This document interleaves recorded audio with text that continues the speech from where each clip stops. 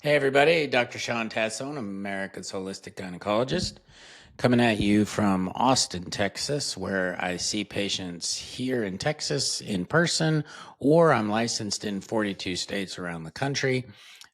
You can call the office. We can tell you if I'm licensed in your state and if you're having any issues with hormone imbalances, running the gamut from fatigue, weight gain, the whole 9 yards, hot flashes, mood swings, irritability. I'm here to help you. I'm also the author of the Hormone Balance Bible, which gives you the top 12 most common hormone imbalances as seen through the lens of hormonal archetypes to help you understand things a little bit better. And I have a 6-step process in that book called the Shines Protocol, where there's 6 pieces of information for each of those imbalances, 5 of which you can do on your own. There's a spiritual practice, there's hormones, which you obviously need a doctor for. There's the energetic aspects of medicine, or what I like to call the woo-woo. There's nutrition, exercise, and proper supplementation. So if you want to buy the book, you can get it on Amazon, the Hormone Balance Bible. What I wanted to talk about today, just a real quick review, because it's getting a lot of press. Health and wellness influencers, as I often say, have to have their topic of the quarter or their topic of the month. And it seems like, we go through these different iterations, from weighted vests to cold plunges to methylene blue. But it seems now that the one that's getting a lot of press because of the, shall I say, the grifter, Dr. Brian Ardis, who's a chiropractor, been bringing up the potential benefits of nicotine. So I wanted to just give a brief review of nicotine, some of the negatives, maybe some of the positives. And I'm going to preface this by saying I never recommend things to patients unless I try them myself. And so I wanted to bring up nicotine, which is the primary psychoactive agent that we find in tobacco. Now, nicotine has been used for centuries and millennia by indigenous shamans as a psychoactive component to help them achieve um, kind of that out of body, out of mind experience. So it's been a sacred plant for years, tobacco. But when I'm talking about nicotine in this aspect, I want to talk about nicotine salts or the non tobacco forms of nicotine, because we know that tobacco in and of itself is obviously bad for you. And I wanted to talk about nicotine but I'm going to give a brief review of nicotine through the lens of tobacco first, and then I'll talk about the nicotine salts. Obviously, smoking was in favor in the 50s. You could see the ads that were sent out gearing towards women and men on the coolness of nicotine and tobacco, and even doctors were recommending tobacco as a thing. It was included in rations for soldiers. And we had this huge addiction problem. I remember growing up as a kid, it was always my job. And I'm talking like 6 to probably 10 years old. When I would go to the grocery store with my mom, cigarettes were actually in the aisles. You didn't have to, they weren't behind the counters like they are now. So I would always run and get my mom her packs of cigarettes. And I remember to this day, she used to smoke a brand called True Blue. And I knew the package and I would run to go get them and then I'd bring them back to her. I have a picture of my mom when I was a baby breastfeeding me with my 2 aunts who were also breastfeeding in the photo. And all 3 of them are smoking. Which obviously was promoted back then, but now we know that that's probably why I had to have tubes in my ears when I was a kid and I had all these ear infections. So it's just one of those things that, in typical fashion, it comes to the forefront. It goes out of favor because of whatever reason, and now it's seeing a bit of a resurgence. So obviously, I want to start this whole thing by saying nicotine in and of itself is a dependent drug. It has biological effects that induce dependence. If you have a dependent personality, I would, listen to this talk, but also understand that there is a potential that if you started nicotine, you could become addicted to it. Nicotine has various biological effects in the body, such as neoangiogenesis, cell division, and proliferation. It affects neural and non-neural cells of the brain and other cells. And all of our cells have nicotine receptors. So it's one of those things that understanding the biological effects is something that you need to understand if you're going to do any research. And there is a potential link that we're seeing between nicotine and COVID-19 severity, meaning that that people with nicotine dependence actually might have had more of a negative reaction to the COVID vaccine. But to introduce nicotine and to discuss its biological effects, it's necessary to understand that um, most nicotine in the past was from tobacco. It's a psychoactive agent that's found in tobacco, and smoking is still an issue. I find it interesting at this point in time that tobacco is still an issue, but that shows you how strong the issues with nicotine are for a lot of people. They can cause horrible dependence, and people have issues with nicotine. So the plant, tobacco has obviously been around forever. Um, it has been used, as I said earlier, in ancient civilizations. The official recorded history of tobacco is considered to have kind of commenced with the encounter between Christopher Columbus and the indigenous people in the New World in 1492. And during those interactions in Bahamas, and you know the people that were there when Columbus arrived presented him and his crew with dried tobacco leaves. There are some indications, however, that the existence of tobacco was obviously prior to that, but let's suffice it to say that it's been around for probably at least a millennia, maybe two. And Egyptian mummies, even dating back before Christ, to a millennium prior, had tobacco leaves, and they do feel like the presence of those tobacco leaves in the mummified tombs show that it's probably been used before that. Um, the consensus among researchers is that tobacco originated in the Andes in 6000 BC, and there's been multiple cultivations of various types of tobacco, um, larger leaves with higher nicotine content, because that's how we do things. You want to maximize it. The Toltecs, um, responsible for the establishment of the Aztec Empire adopted smoking, as I mentioned, but the way they did it was more of a sacred ritual, and they used it in their religion. It was a part of their religious process, and usually they would smoke high amounts of nicotine and tobacco to get into an altered state. And something I found interesting was that if you took a cigar and you put it in a glass of water overnight, so all the nicotine leached out of it, and you drank that water, you would actually kill yourself. The amount of nicotine that is in a cigar is astronomically high. However, we don't obviously absorb all that, and if you were to use, say, a nicotine pouch that's not tobacco based but a salt based nicotine, you only absorb about 1/3 of that pouch. So it's one of those things that you need to keep you need to look at the dosage you're on, and we'll talk about this. But basically, the history of tobacco is long held back into the 1400s.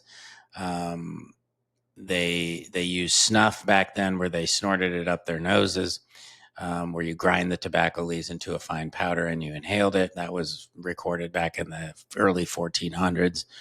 Um, and it really was later on that we found that you could actually smoke it. Although, as I said, indigenous tribes were using it way before that. In the 1600s, there were pipes that really caught on, and tobacco smoking through a pipe was very common in the 1600s, 1700s, and even today. An interesting family note for me: one of the famous pipe makers in the world in the 1900s is from a little town called Brognatura in Italy, which is where my family's from. So I have a little tie in there. In the 1840s, Philip Morris, the big tobacco company, was established in the United Kingdom, and they were the first to start selling hand-rolled Turkish cigarettes. So that was back in the mid 1800s. And then you had the Crimean War in the mid 1800s that where veterans of the Crimean War learned to roll tobacco from the Turkish, and cigarettes then started rapidly spreading through Europe. In the late 1800s, you had the invention of cigarette making machines. So we went from hand rolled to machines, which obviously exploded the cigarettes. And then during the First World War in the early 1900s, they were called soldier smokes. So it, like I said, it was given to soldiers to maybe, I think, maybe help them um, with their things at hand, to help them with fatigue and things like that. Americans in the 1940s were smoking 2,558 cigarettes per person per year, which had gone up 2.5-fold in 10 years. And at that point, there were 7,000 more cases of lung cancer. As we know, during the Second World War, tobacco sales, cigarette sales peaked. It's tobacco itself is classified as a cancer-causing agent due to the presence of the carcinogenic forms of the smoke. I would argue that this may also happen with marijuana cigarettes, but that's another discussion. And tobacco itself is responsible for the deaths of up to half of the people who use it from various reasons, from lung and emphysema and cancer to other issues with the cardiovascular system. And approximately 80% of the world's 1.3 billion tobacco consumers are usually low to middle income. In the year 2020, which we're coming up, more into the modern times, the prevalence of tobacco use was about 23% of the global population, with a majority of those being men. To combat the epidemic, the World Health Organization embraced tobacco controls, and we saw tobacco use go significantly down. We see, nicotine in and of itself is a tertiary amine, which has pyridine and a pyridyl ring. This, not that it's a big deal what it's structured as, but what happens is we want to see that it engages the acetylcholine receptors. And what that does then is it gives you the effects that you feel with the nicotine. So the biological effects of the nicotine itself, it increases something called MAPK signaling. Now this is nicotine, and can cause some inflammation and oxidative stress. It can help the integration of signals in the brain, which can help with thoughts and thinking and work and things like that. It induces vascular remodeling, although the effects it has on vascular proliferation, meaning that it could increase the way your body builds new vascularity. However, there are some more acute effects like heart disease, stroke, and cardiac death just from the fact that it can raise your blood pressure and increase your heart rate. Obviously, the smoking is the bad part. The nicotine in and of itself can improve cognition and can potentially help with Alzheimer's disease and Parkinson's. It may also activate thyroid receptor signaling to improve memory impairment that can be caused by hypothyroidism. And in healthy individuals, nicotine improves memory. That can sometimes those of us that don't sleep very well can have a worse memory. Nicotine can enhance that. And in the immune system, it inhibits the innate and acquired immunity, meaning chronic exposure of nicotine can play a clinical role in initiating neutrophil recruitment and can make the body promote more of a tumor supportive phenotype. Recent studies indicate that the vagus nerve, which is our flight or fight response, so if you stimulate the vagus nerve in your body, you actually relax and you have more chill, less lower blood pressures, lower heart rates, things like that. But recent studies indicate that the vagus nerve can modulate the immune response and control inflammation through a nicotinic anti-inflammatory pathway.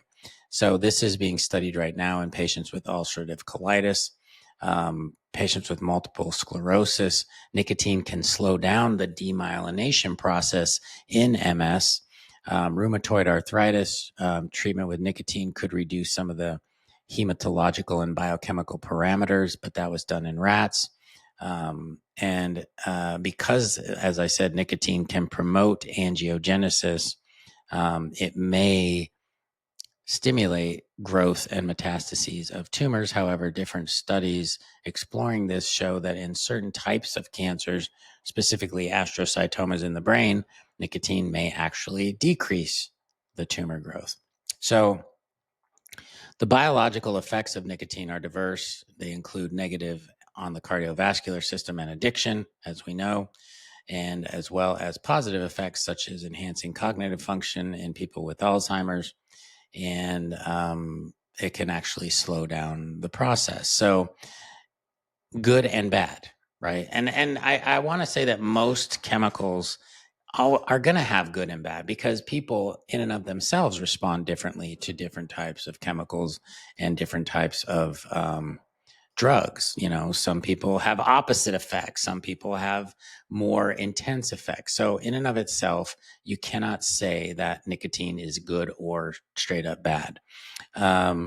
The most well-known aspect in the involvement of nicotine in addiction, craving, and reward process, it's been shown that nicotine interacts with certain receptors that release certain neurotransmitters, specifically dopamine. Dopamine is that feel-good hormone. So you use nicotine, your dopamine goes up, but it also increases something called norepinephrine, acetylcholine, serotonin, GABA, and endorphins. So a lot of those chemicals make you feel better. They increase your mood. They make you feel kind of chill. And this induces sensations of pleasure, stimulation, and mood modulation, which then is what adds to the addiction. And I think, as we are well aware, this isn't a surprise to anybody, certain aspects of addiction come from that feel good. So for those people that are more prone to it, and family history of addiction, or you're severely depressed, and because it makes you feel better, you're more likely to be addicted and use it. But you don't know this. The problem is like nobody's going to tell somebody, well, just try it and see if you get addicted to it, right? So you have to do these things in a controlled way. You want to start with the lowest doses possible, and basically you want to make sure that you understand the risks and the benefits. And I can't make recommendations for obviously anybody personally. I will talk about my own personal experiences here. But I wanted to just, kind of give you a basic rundown on things. The actual benefits, the good, the bad, the ugly, with nicotine. Basically, what we're seeing is, we talked about the brief history. Nicotine in and of itself is a stimulant. So when a body is exposed to nicotine, you're going to get that kick. This is caused by nicotine stimulating your adrenal glands, which release is adrenaline. So that's why you get the heart rate increases. That's why you can get the blood pressure increases. The surge of adrenaline causes that immediate release of glucose in your body and increasing your heart rate, your breathing, and your blood pressure. So for people that have high blood pressure or heart disease or other issues, I would definitely say nicotine is a no-go unless you talk to your cardiologist about it. Nicotine exposure also makes the pancreas produce less insulin, which could potentially increase your blood sugars. Nicotine is a sedative, as well as a stimulant. It can stimulate the body in general, but in a similar way to drugs like heroin or cocaine, nicotine causes dopamine, your brain chemical, to be released in certain regions of the brain. The increase in dopamine then can make you feel happier and more satisfied, adding to that kick that we talked about. However, as with many of these things, there is a tolerance issue. So, as you build up more of a tolerance to nicotine over time, you're going to require higher doses to feel that same effect, thus, the addiction. You have to keep going higher and higher to get the feeling that you got before. So, depending on the dose you take, nicotine can also act as a sedative because once it reaches the brain, it can trigger the release of beta endorphins, which is a hormone known for its ability to reduce anxiety and distress. So, again, adding to the addiction because people that feel better like that and they have less issues, then when they get that, they're not getting the kick anymore. And they also notice that they're feeling more anxious. They feel like, well, I need to do more nicotine because I was feeling better on that amount and now I need more. So while nicotine is mainly associated with harmful effects because of the smoking, it also has some benefits. You can have an increased level, as I mentioned, of alertness, euphoria, and relaxation.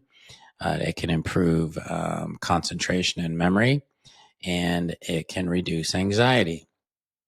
So, what are the side effects of nicotine on your brain? Dizziness and lightheadedness, irregular disturbed sleep, bad dreams, possible blood restriction, meaning high blood pressure. Side effects on the gastrointestinal system, nausea, vomiting, dry mouth, indigestion, ulcers, diarrhea, heartburn. What are side effects on the heart? Alerted heart rate and rhythm are elevated. Increased risk of blood clots, possibly. Increased blood pressure, enlarged aorta, increased risk of cardiovascular disease and stroke. Now, if you looked at nicotine instead of smoking through vaping, vaping is obviously a pretty recent phenomenon, maybe in the last 5 to 8 years, and it's becoming increasingly popular. However, using an e-cigarette will still expose you to nicotine in higher quantities. So depending on where you live, things actually, they have additives in them like diacetyl formaldehyde and acrolein, which are all bad for you. So vaping in and of itself, kind of like smoking, has negative side effects as well because of your lungs. So I personally am not a big fan of vaping. I try to get, my kids off of that. I wouldn't want them smoking either, but I certainly don't want them vaping. So in my experience, I decided I was going to try a nicotine pouch. A lot of people, biohacking, blah, blah, blah, they go on nicotine and they do a patch. I tried the pouch because I don't know. You need a prescription for the patch. Maybe nowadays you can get the gum in the patch over the counter. But I went with the pouches, and there's many of them out there now. There's like 5 or 6 brands. And the lowest dose possible is 3 milligrams. Now you're going to absorb about 1 milligram of that nicotine. I also tried a sublingual tablet for a while that had 1 milligram of nicotine with some methylene blue. But I found I got more of an effect from the actual pouch. Now, I will tell you, when I first did my first pouch, I got super dizzy. I got nauseated, and I actually had to pull my car over because I just felt horrible. Um, so even at the lowest dose possible, if you're not used to the effects of nicotine, you can have some side effects. Now, what's interesting is while the smallest dose possible is 3 milligrams, in European countries, I think they have like 27 milligram pouches. So there are much, much higher doses. Most of the pouches found here in the States are 3, 6, and 9 milligrams. Um, I started using them during clinic just to see if it increased my mental acuity. And I think I would tell you, I have found a little bit of a boost to it.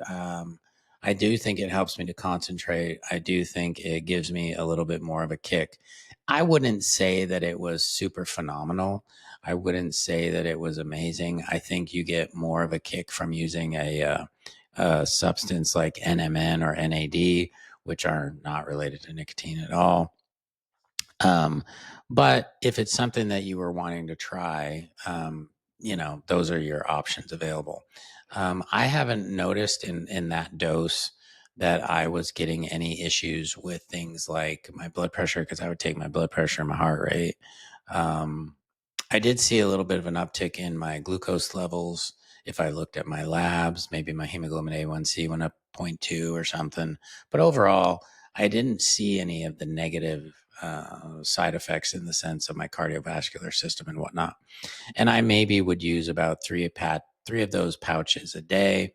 And like I said, over time, I personally don't have an addictive behavior. I barely drink.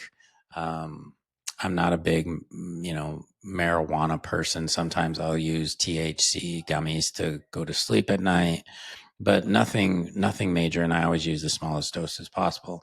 And as you're older, I'm 57. You obviously don't. Your body shifts. You don't need as much to utilize. So it's just one of those things where I tried it. It was fine. I don't feel like it's something that I need to have. I don't feel like I uh, had any addictive issues, but I don't have addictive personality issues. Nicotine is eliminated from the body through the liver and the kidneys. You'll also excrete some through the lungs and sweat. And I do an infrared sauna almost every day. So for me, I think that was helping me eliminate it a little bit more. Nicotine, I don't know if you get tested at your work or whatnot, but codeine is generally used as the marker for nicotine exposure. A 2019 study found that codeine urine tests could detect whether a person had smoked in at least the last 3 days. However, another study done in 2020 found that you may still have detectable cotinine in your urine for almost 8 weeks. However, I might metabolize it a little different if I'm using the infrared sauna. But I would say if you're a current smoker, um, you probably would want to cut it out about 2 weeks prior. So you want to make sure you have good kidney and liver function if you decide to try it. Again, I'm not endorsing it because it is an addictive substance. But overall, I did find a bit of an increase in cognition, memory, and energy levels. Now, I would tell anybody that decides to try it to use it under the care of a doctor, meaning you're getting your blood pressure checked, you're checking labs. If you have any sort of addictive qualities to the way that you live life, like if you have a family history of addiction, if you personally know that you have an addictive personality, then I probably wouldn't use it because I think you're giving yourself something that you could get addicted to, and that makes absolutely no sense.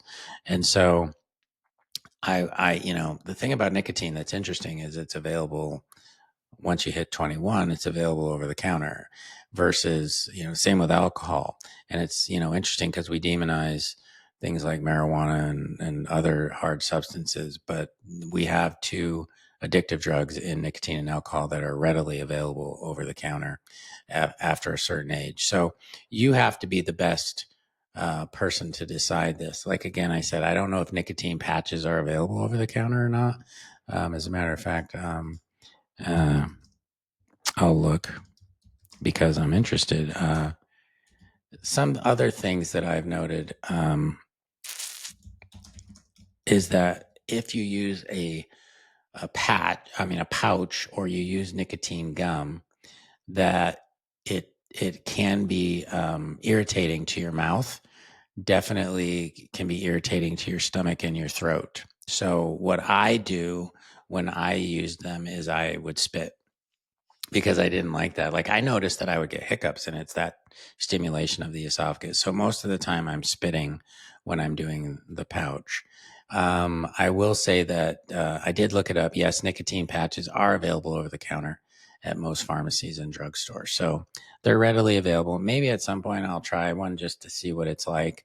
But I'm not a big fan of people um, just experimenting. And again, this is not me medically telling you to try it. But if you have a mentally demanding job, if you notice that you're struggling a little bit, for me, I did notice that the 3 milligram pouch did help me a tiny bit. I don't believe there's any interactions between nicotine and issues with hormones. I haven't seen that. But again, if you're somebody that's prone to high blood pressure, high cholesterol, heart disease, definitely something I would talk to a cardiologist about before you try it. So again, on the beginning of the podcast, I talked about hormones, hormone appointments, my book, The Hormone Balance Bible. I am seeing people around the country through telemedicine visits. You can always call my office at 512-956-0296. I'd be happy to help you. When you call in, we get labs drawn. We put you, you then meet with me on the phone. We go through your labs one at a time, figure out what your next plan might be. I follow up with you in 5 weeks. And then after that, we only really need to see you every 6 months unless things change. So, treat yourself, make that call and let's get you feeling better. This is Shawn Tassone, America's Holistic Gynecologist, and I'll see you next week.